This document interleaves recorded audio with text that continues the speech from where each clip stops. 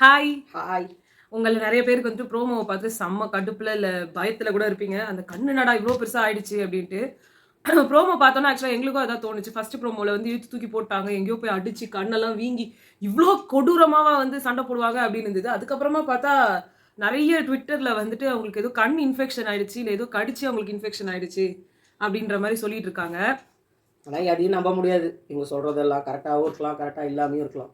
எனக்கு என்னன்னா, யாராவது ஒருத்தர் சம்திங்கா குத்தி ஆமா. கையில பஞ்ச் பண்ணா கண்ணு வீங்கிடும். கண் அதுவும் இல்ல பர்பிளா ஆயிடும். கீழ போய் விழுந்துட்டாங்கன்னா, அங்க காட்டுறது வந்து அதுக்காக தான் அவங்க காட்டுறாங்க. போய் கால்ல போய் விழும்போது ஏதாவது ஒண்ணு குத்துனாலோ கண்ல, நமக்கு தெரியாம ஃபோர்ஸ்ல போய் இடிக்கிறோம்ல.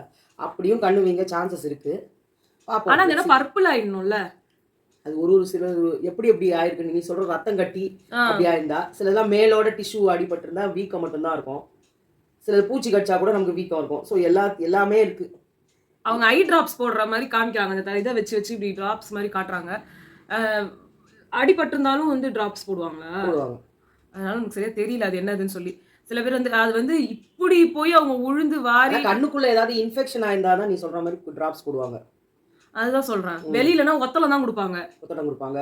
அதுக்கு எதாவது ஆயின்மெண்ட் போடுவாங்க. எனக்கு தெரியல அதை பத்தி பெருசா. அதனால என்ன ஆச்சு அப்படின்றது எங்களுக்கு இன்னும் தெரியல. இன்னும் இந்த டாஸ்க்கும் ஆரம்பிக்கல.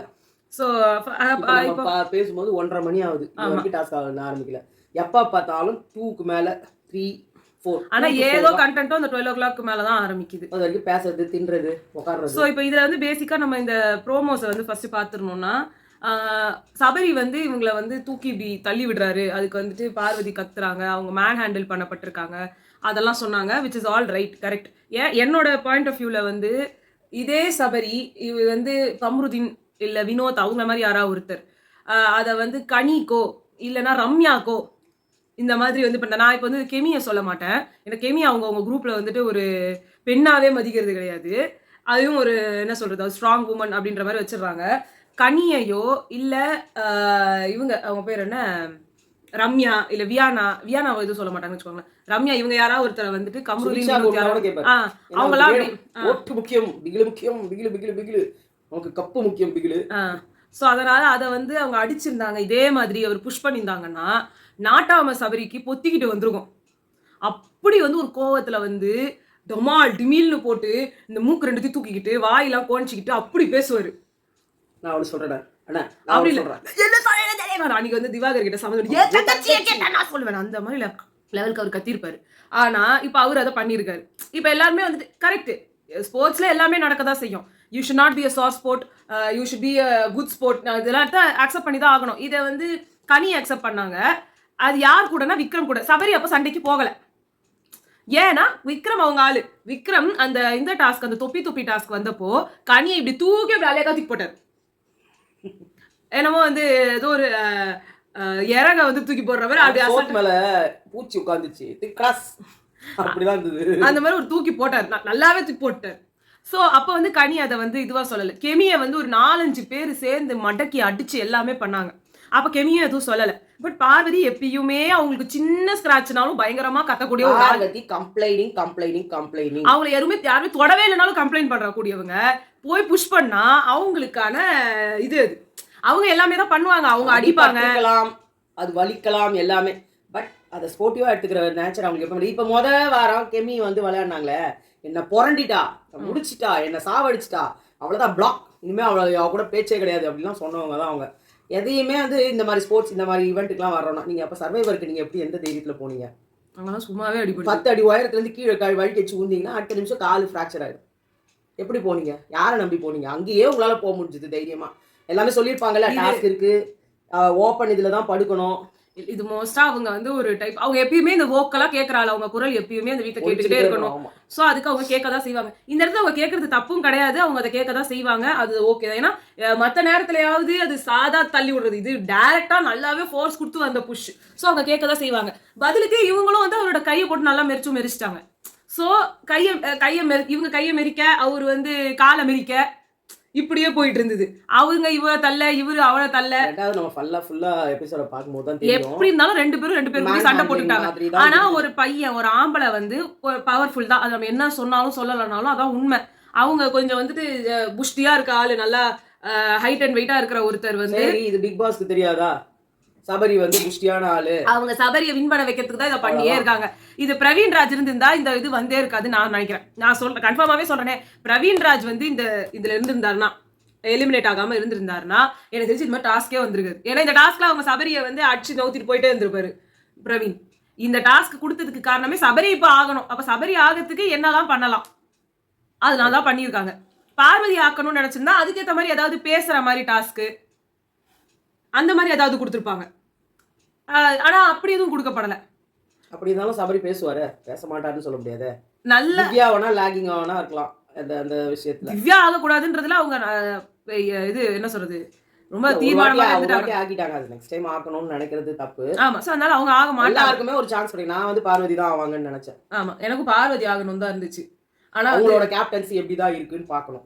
ஏன்னா சபரி ஏதாவது தப்பு பண்ணாலுமே இந்த கும்பல் எதுவுமே சொல்லாது, வாயை முட்டு உட்கார்ந்துன்னு இருக்கும். அவர் பண்றது எல்லாமே நியாயம், தர்மம், மண்ணாகட்டி. திவாகர் போயிட்டு திவ்யா கிட்ட பேசுறது ஐயோ சகிக்கல. எரிச்சலா திவ்யா நீங்க ஒரு நீங்க ஒரு உங்களோட கேரக்டர், உங்க மேல ஒரு அட்ராக்ஷன் ஏதாவது, அதுதான் சாண்ட்ரா கேட்டாங்க, என்ன சார் ப்ரூவ் பண்ண வந்தீங்க, என்ன பண்றீங்க, எல்லார்கிட்டையும் நீங்க என்னதான் சொல்ல வரீங்க அதை சொல்லுங்களேன். அப்படிலாம் ஒண்ணும் இல்ல மேடம். காலையில உட்காந்துட்டு அரோராவை தூக்கி வச்சுக்கிட்டு என்னது கையில் மீதக்கும் கனவா பாடுறாரு. அவரும் அவரு வெளியில அவ்வளவு பேசிட்டு இவரெல்லாம் என்னத்த பண்ண வந்தாரோ, இவரை போய் நான் ரொம்ப கேவலமா பண்றாரு அமித். எனக்கு அவரை பார்த்தாலே இப்பெல்லாம் பிடிக்கவே மாட்டேங்குது. ஒரு என்ன சொல்றது, எல்லாரும் ஒரு குரலை சொல்லணும்ல. அவங்க ஒரு இது வைக்கிறாங்கன்னா ரெண்டு சீசன் வந்து பார்வதி வந்து இப்ப இவரை வந்து ஒரு மிஷின் மாதிரி யூஸ் பண்ணிட்டு இருக்காங்க. எப்படி திவாகர் யூஸ் பண்ணாங்களோ அது மாதிரி இவர் பாட்டுக்கு கம்முன்னு உட்காந்து கேட்டுட்டு இருக்காரு. அவங்க பாட்டு பேசிட்டு இருக்காங்க. என்னோட இது வந்து நான் இப்படி சொல்லிட்டேன், கம்ருதீனை வந்து நான் என்ன கேக்குறேன், இவர் 2 சீசனுக்கு வந்து வாய்ஸே கொடுத்திருக்காரு பிக் பாஸ்க்கு. அப்படின்னா எவ்வளவு நோட் பண்ணிருப்பாரு, யாருக்கு லவ் கிடைச்சது, இவர் ஒன்னும் அப்படி அமைதியா இருக்கிற ஆள்லாம் கிடையாது. அந்த காம்படிஷன்லயே ஏதோ ஒண்ணு வந்து தப்பா சொல்லிட்டாரு அப்படின்னு இவர் தப்பா சொல்லிட்டாரு. ஆக்சுவலா அது நான் அப்படி சொல்லவே இல்லை அப்படின்னு சொல்லிட்டு ஒரே பயங்கர கலாட்டா பண்ணி அவருக்கு அந்த அது ஹோஸ்டுக்கு ஒய்ஃபோட சேர்ந்து போனார். அந்த ஏதோ ஜோடிகள் பண்றாங்களா அது மாதிரி. அதுல அவர் வந்து அவ்வளவு அமக்கலாம் பண்ணார். அவ்வளவு ஒன்றும் அமைதியான ஆள் கிடையாது. அப்படி ஒரு நடிக்கிறார். ஒருவேளை நம்மளும் ஒரு ஆரியா இல்லான்னு பாக்குறாரா என்னன்னு தெரியல. எல்லாரும் வரவங்க எல்லாம் அமைதியா இருந்தா நம்ம ஆரி அப்படின்னு வச்சுக்கிட்டு. சபரி வந்து கேப்டனு. நாமினேஷன் லிஸ்ட்ல வந்து பாத்தீங்கன்னா சுபிக்ஷா, அரோரா, சாண்ட்ரா, வியானா, பார்வதி, கனி, ரம்யா. எனக்கு தெரிஞ்சு எல்லா பொண்ணுங்களும் வந்துட்டாங்கன்னு நினைக்கிறேன். அதுக்கப்புறமா வந்து பார்வதி இருக்காங்க. விக்ரம், திவ்யாவும் வந்துட்டாங்க. விக்ரம், திவாகர் மட்டும்தான் ஆம்பளைங்கள்ல வந்து நாமினேஷனு. யார் கண்ணுக்கும் கம்ருதீன் தெரியல போல இருக்கு, வினோத் தெரியல போல இருக்கு. அதுக்கப்புறமா வந்துட்டு வேற யாரு ஜென்ஸ் இருக்காங்க. ஜென்ஸ் இருக்கிறதே விக்கல்ஸ் விக்ரம் வரல. அவரெல்லாம் ஏன் நாமினேட் பண்ணாம எஃப்ஜே. ஐயோ வாரம் அவ்வளோ கச்சி கொட்டினாங்க. பார்வதியே கச்சி கொட்டினாங்களே எஃப்ஜேவை. இப்ப வந்து சாண்ட்ரா அவங்களுக்கு கொடுத்த என்எஃபியை தூக்கி பிரசன்ட்க்கு கொடுத்துட்டாங்க. இது நிறைய பேருக்கு வந்து அவங்க 2 பேரும் டீமா ஆடுறாங்க. இது வந்து அது வந்து அதுன்னு வந்து சொல்லுவாங்க. எனக்கு தெரிஞ்சு இது சாண்ட்ரா அவங்களே எடுத்திருந்தாலும் பிரயோஜனம் கிடையாது. ஏன்னா அவங்களுக்கு வந்து ஓட் பேங்க் கண்டிப்பா வரும். அது அவங்க போன டாஸ்க் அவங்க பண்ணது அவ்வளவு நல்லா இருந்துச்சு. சோ ஓட் பேங்க் ஃபீட்பேக் அவ்வளவு கிளாப்ஸ் அதெல்லாம் வரும்போது கண்டிப்பா ஒரு வாரத்துக்கு தாக்கு பிடிக்கும் அதுவே. ஆமா, ஆனா பிரஜன்ட் அப்படி கிடையாது. அவரோட பண்ணி வச்ச கர்மத்துக்கு அவர் பேசின வார்த்தைக்கு இப்பவே பேக்கப் பண்ணி கூட அனுப்பிடுவாங்க. அதனால டைரக்டா வந்து அமித் நாமினேட் பண்ணிட்டாரா? அமித் நாமினேட் ஆகலையே. அமித்தும் நாமினேட் ஆகல. அப்ப டைரக்டா யாரை நாமினேட் பண்ணாங்க? சுபிக்ஷாவை பண்ணிருக்காங்கன்னு சொல்றாங்க.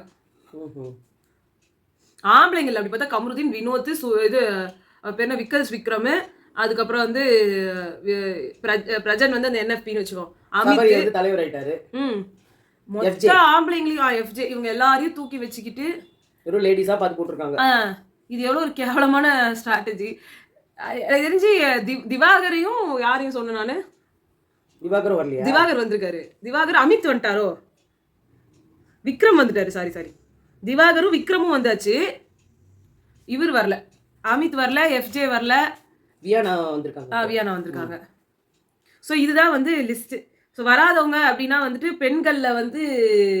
பெண்கள்ல யாருமே இல்லைன்னு நினைக்கிறாங்களா? ரம்யாவும் இருக்காங்க. எல்லாருமே இருக்காங்க. பெண்கள் எல்லாருமே வந்துட்டாங்க. மொத்தம் எவ்வளவு பேர் இருக்காங்க இப்போ? மொத்தம் வந்து ஆம்பளைங்களை வந்து விக்ரமும் திவாகர் தவிர வேற யாரும் 16 பேர் இருக்காங்க உள்ள. அது 10 பேர் நாமினேட்டட். அது எல்லாமே லேடிஸ் தான். ஸோ நெக்ஸ்ட் வந்து நம்ம பார்வதி, கம்ருதீன் அண்ட் அரோராவோட லவ் ட்ரையாங்கிளுக்கு வருவோம். இதில் வந்து என்ன ஆயிடுச்சுன்னா, திவ்யா கிட்ட காலையில் வந்துட்டு பார்வதி புலம்பிட்டு இருந்தாங்க. ரொம்ப ரேர் சீன் டு சி. ஆனால் வந்து திவ்யாவும் பார்வதியும் வந்துட்டு உட்காந்து பேசிக்கிட்டு இருந்தாங்க.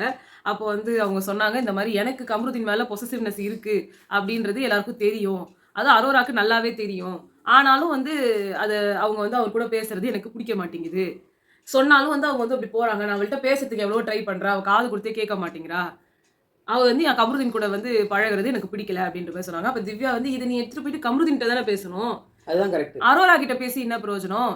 அவரு தானே போய் அப்ப பேசுறாருன்னு அர்த்தம் உன்ன விட்டுட்டு அப்படின்னு. அதுதான் சொல்றேன். நீ இப்ப ஸோ நெக்ஸ்ட் ஸ்கூல் டாஸ்க்ல இந்த ட்ரையாங்கிள் லவ் வரப்போகுது. எனக்கு இந்த ஸ்கூல் டாஸ்க் நேத்து எல்லாரும் சொல்லும்போது எனக்கு வந்துட்டு நம்ம எப்புட்றா பேசணும், அப்படின்ற வீடியோல மாரி இருந்தது. பேசணுமே. ஆ எப்படிடா இது ஸ்கூல் டாஸ்க் அப்படின்னு பார்த்தா, அங்க முன்னாடியே வந்து என்னமோ இன்ஃபர்மேஷன் தெரிஞ்ச மாரி விக்ரம் அவரோட தாடி மீசை எல்லாத்தையுமே எடுத்துட்டாரு.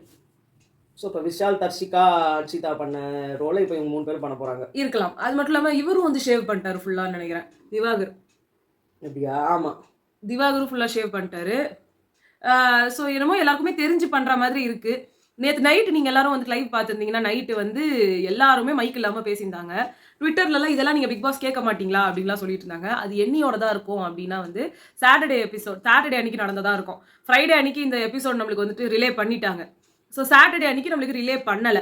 ஏன்னா எப்பயுமே நம்மளுக்கு ஃப்ரைடே இதுதான் வந்து ரிலே பண்ணிட்டு இருப்பாங்க. சாட்டர்டே எபிசோட் ஃபுல் டே அன்னைக்கு லீவ். அவங்களுக்கு ஃபுல்லா லீவு. அதனால அவங்க வந்து மைக்க எப்படி போடணும் வேணா அப்படிலாம் ஃப்ரீயா வந்து இருக்கலாம், தூங்கலாம், எல்லாமே உண்டு. அன்னைக்கு ஒரு நாள் என்ன நடந்ததுன்னே நம்மளால வந்து கெஸ் பண்ண முடியாது. அவங்க பேசினது, கொண்டது வெறும் நைட் இது மட்டும் தான் தெரியுது. காலையில என்ன ஆச்சுன்னே தெரியல. ஸோ அந்த நிலைமையில வந்து விட்டு வச்சிருக்காங்க. இந்த மாதிரிலாம் நமக்கு நிறைய காட்டாததுனால இவங்களுக்குள்ள என்ன நடக்குது, எது உண்மை, எது பொய், யார் யாருக்கு இருக்கா, யார் யாருக்கு இல்ல, இது எதையுமே கண்டுபிடிக்க முடியல. இது ரொம்ப கஷ்டமா இருக்கு. இந்த மாதிரிலாம் உட்காந்து பண்ணிட்டு இருக்காதீங்க. ஒழுங்கா ஒரு ரிலேவை போடுங்க. நேத்து வந்து அனுமோல் வின் பண்ணிட்டாங்க. அந்த பிக் பாஸ் மலையாளம்ல அதை நான் சொல்லிட்டேன்னு நினைக்கிறேன். அதான் திருப்பி சொல்லிக்கிறேன்.